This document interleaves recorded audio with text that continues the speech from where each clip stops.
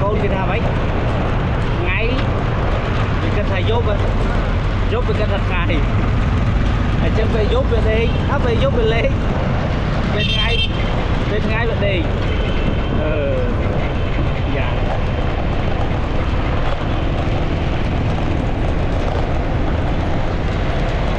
mai còn đi nào hơi giúp ở trong chút này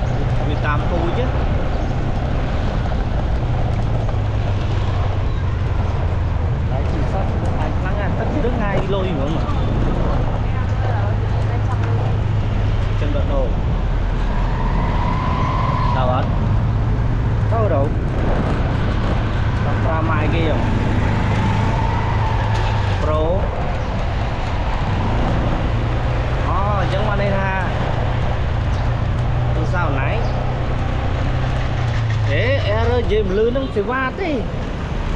bằng nang ở chân này bằng bơ vào chân này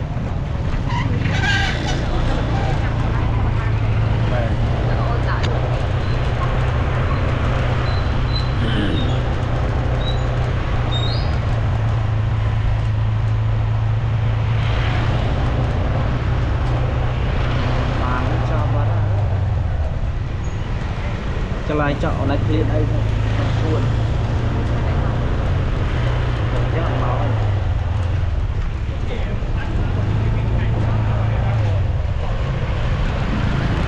我跟你说